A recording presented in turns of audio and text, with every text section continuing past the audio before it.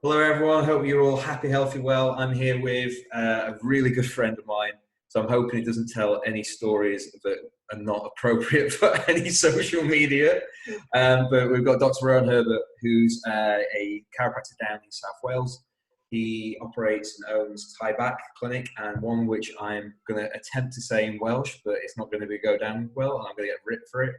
Flan Samlet. No, go on. Clan, there'll be a clan in there. Go. That's pretty good, mate. I'm happy with that effort. Yeah. Rose a lecturer of technique and floor tutor at one of the biggest chiropractic universities or clinics clinic, university, college, whatever you want to call it, in the UK. But he's also the chiropractor for Swansea Football Club as well. So there's some really interesting bits to go on about that. But how you doing, mate? What's going on in South Wales?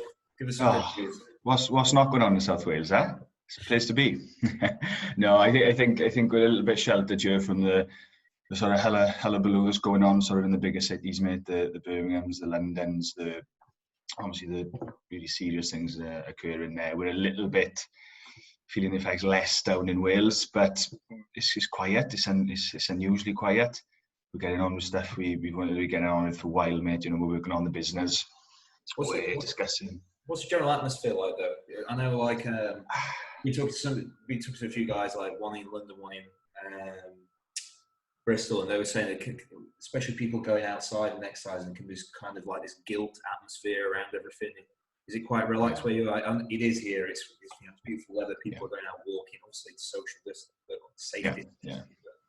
It's really relaxed down here. It almost feels sometimes like that there isn't anything going on, which is a little bit disconcerting. I think we benefit from generally a lot less people in a relatively large space compared to the cities. So getting your exercise, being able to have a bit of fresh air is actually really doable while maintaining all the rules that we need to maintain. So in terms of the restrictions on us, we're lucky. We're able to still have as normal a life as we probably can wish to have, even with everything that's going on. So it's quite peaceful. In all fairness, it's the best place to be, I would say, at the moment for what's going on. Lack of stress. That's going to help your body work and fight whatever it gets anyway. Into stress, everything's going to be shut down more. So obviously, you guys literally see hundreds and hundreds of people between two practices a week.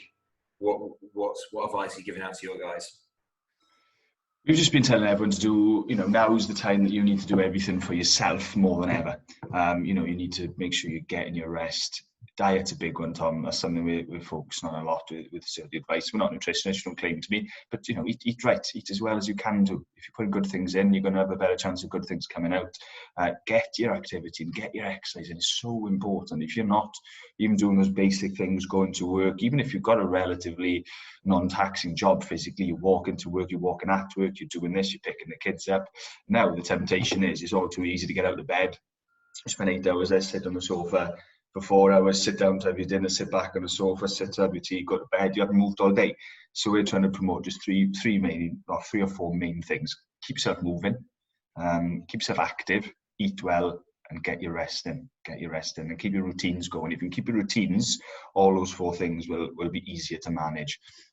Movement's huge. I mean, like the old days of, especially if we just talk about back problems and all that sort of stuff, we used to go back 20-30 years, advise bed rest, and it's just baffling now because we know that spine, I've got one in front of me, is 24 moving segments. It needs that to get your nervous system pumped up and moving as well as it can do and functioning. So it's just having regular breaks, especially for these guys who are like propped up on high desks made on bedside cabinets and all that sort of stuff. They're going to really need some help when they get back, but that's going to be massively minimized if they follow the four things you've just said.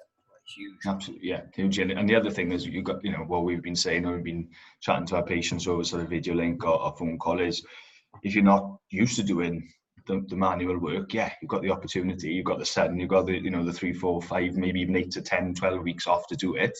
It doesn't have to be all done in the first 2 weeks that you're off, especially if you're not used to doing it. Yeah. If you haven't run for a year, you don't go out and do a half marathon the first time out. So that's a massive one we see with patients anyway, isn't it? There's that slight overzealous, get everything done in one bit and they injure themselves process. So we've been just not negative, but just gently reminded about that as well. Yeah, Tom, you're not a runner. Stop running that much. Yeah, stop running. This before. So obviously being a lecturer, like for technique and tutor, a full tutor at the university, what's going on at the minute? How weird is it not to have students there? And because especially if you're a full tutor, people don't know, but there's a clinic that runs on site. I think it's 23 rooms, X-ray suites, everything down there, and that's manned generally by fourth-year students. That's all been shut down as well at the minute, hasn't it? So yeah, that was shut down. I think maybe even a week before. So most clinics, maybe even 10 days before, most clinics took the choice to do so, and rightly so. Tom, there's a huge number of people congregating in a very small space, and the thoroughfare there is huge. So strange. It's the longest I haven't been there in the last 5 years. Sort of there a couple of times every single week. So it is really strange for it to just shut as a bump.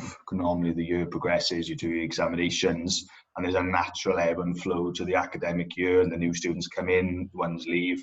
But yeah, it does feel very, very strange in that front, because we haven't finished the year to then be able to move on and sort of have a break and then work on the next year. So it is a bit strange, that side of it. Any inclination what's going on with universities?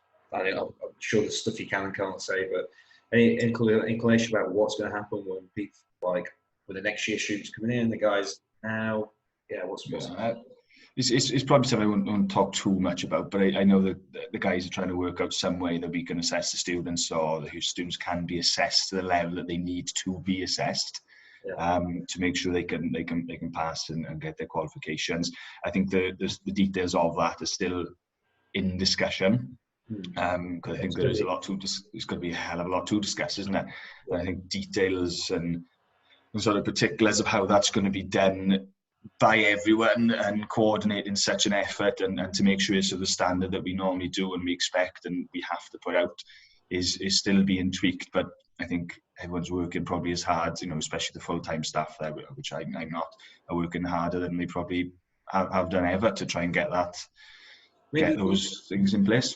If the university put the exams back anyway, if students use the time right, it could be a hell of a time. Well, we wouldn't have had that much time to revise if they do the exams when they come back. It could be a massive benefit. Oh, massive! Yeah, definitely so. Like, we've all been there, the juggling the academia with the hands-on learning and trying to juggle that with sort of job offers and what you're going to do, where you're going to move, the renting of the house that you're going to have, and all that. It's a lot. So that's the one thing I can imagine it's going to be difficult for students now to sort of not be physically at uni. I'm sure some of them may still be into Forest of all places to be. But I suppose most will have gone back to their homes. But to maybe get themselves in a mental state to get onto their studies, I can imagine be difficult, because they're not in the place where they normally work. B, it's a little bit sort of unsure. Uncertainty is not a good thing when you're trying to focus. But having said that, if you can sort of look at it on the other side that you said, there's a wealth of time now to get your head in a book. Just look over things you've done the last couple of years, try and put them into place, what you've learned in your sort of 10 months sort of in practice, even though it's the beginning of your career. I think it's a really good opportunity to actually tie some loose ends up. So if they can get in the right frame of mind, I think it's a brilliant opportunity to use this time to the best of what you can do, I suppose, even though it's not ideal. So I'll try and make a quick segue then. So obviously that shut down, also football shut down. Both me and you work with football teams. So obviously you're at a higher level than us with Swansea. What's going on there then? How's everyone feeling? Are you guys in contact? What's the mindset of the boys? What's going on? Yeah, I haven't been there for I think about 6 weeks, maybe 5 weeks now. Roughly that sort of time scale. Again, I'm sort of part of the team that works there, but I'm there less frequently than full-time people, a lot less frequently. I kept in touch with some of the staff there. From what I know, the season's been postponed until April 29th. Yeah. That's official. And then I believe they're looking to try and get that sort of season finished at some stage, maybe middle of May, end of May, depending on guidelines. They might have to play games behind closed doors, play games sort of 3-4 maybe games a week sometimes to get the season finished, because I suppose there's a lot riding on in promotion, relegation, investments, players' wages. So I think I think sort of all the football leagues are going to try and complete the season, which is what I think the directive is at the moment. But we'll see. Go for it, though. No, that's basically the point I was going to finish. I think it's still up in the air, because if in another 3 weeks there's new advice from the government that things aren't going to be getting back, and there's going to be a new plan again. But I think provisionally it was just sort of right, season on stop until the end of April. What's the big things that you found working with that high level sports people? Because I found it amazing over the last few years working with different people and seeing the potential that it unlocks as a chiropractic, and the dynamics within a big team as well. It's so much fun. How do you find it all? What's the experience you've had with it? Oh, my experience has been brilliant, mate. I've absolutely loved every second of it. I think this is the 4th or 5th season I've been there now. It's like half, just towards the end of one season, and it's been brilliant.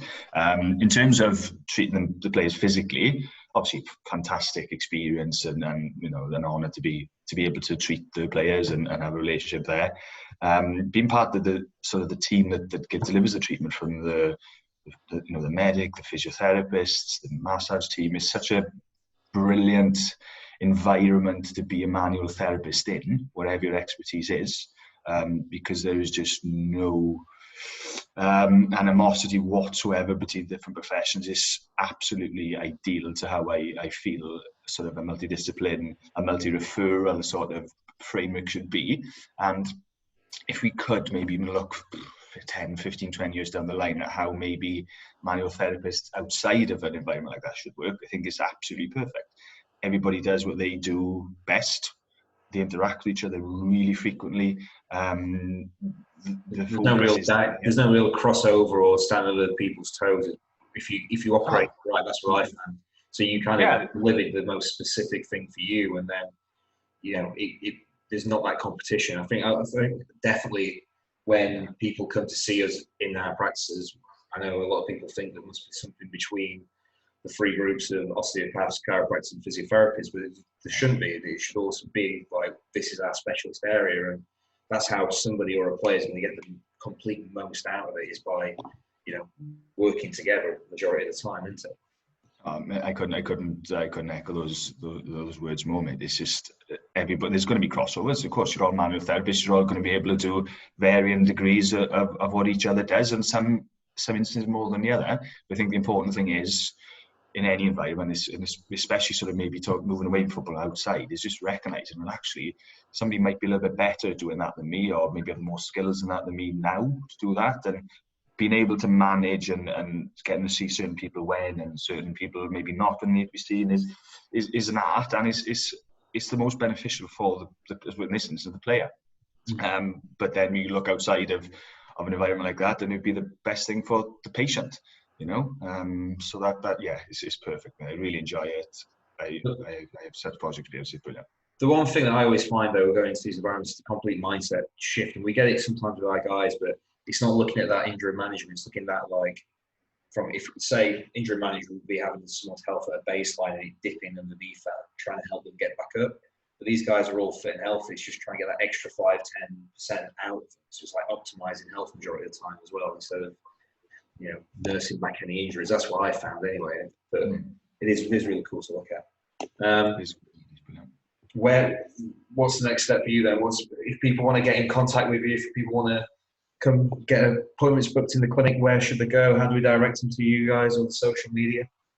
Yeah, right. Well, as you try to pronounce the names are a little bit tricky if you're not from Wales. But we've got 2 clinics. I do have to say the second clinic I run with my friend Chris Corella, so it's not 100% mine. Very, very good friend of mine, Chris. We run Llansamlet Chiropractic Clinic. We're on Facebook. It's LLAN SAMLET Chiropractic. And my own clinic is Taibach Chiropractic Clinic. That's TAIBACH.